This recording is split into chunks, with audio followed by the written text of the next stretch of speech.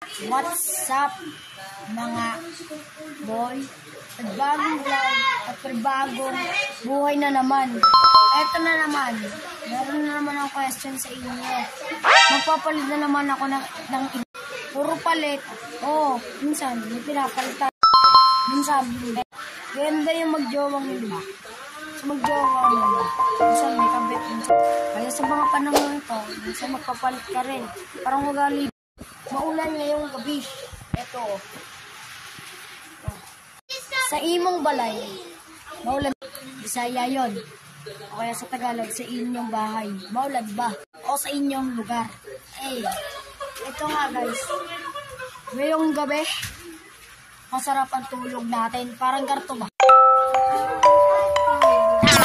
Gayaan, diba? Kung gusto nyo akong...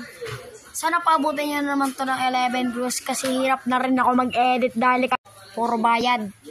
Puro bayad ba? Puro bayad. Ano nga ba dapat magawin nating content o kaya movie? So yan guys, shoutout sa aking dalawang pinsan na sila Gigi, Yan at Janine. At saka nakakadating lang nung isang, dapat ko ibablog yung kasayo ko. Kasi sabi ko, ibablog ko sana kasi wala kasi tayo ditong mga travels na i-vlog, di ba? Hindi naman yun sa travels. O sa pagsundo, o sa labas, o ano, kasi lahat ng sa bahay tayo. Hindi nyo ba napapansin? Sa bahay lang tayo nagbablog, di ba? At wala tayo nun sa labas. Wala tayong adventure.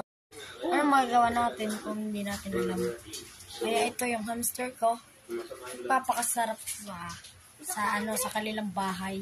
You know siya, Ayan yung hamster ko. Jersey namin to. Ito yun.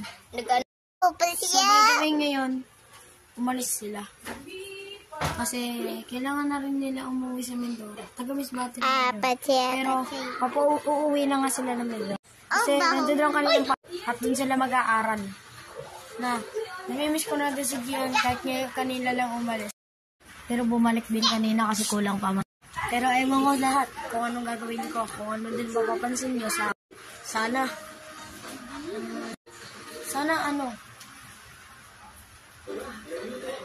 babagawin ko na rin yung outro. Ito na guys, outro ko ha. Yun, ako si Andre. Tamad mag-aral pero may pangarap sa buhay. Hanggang doon na lang. Ang utak ay nasa ulo, wala sa talampakan ng paa mo. Aray ko!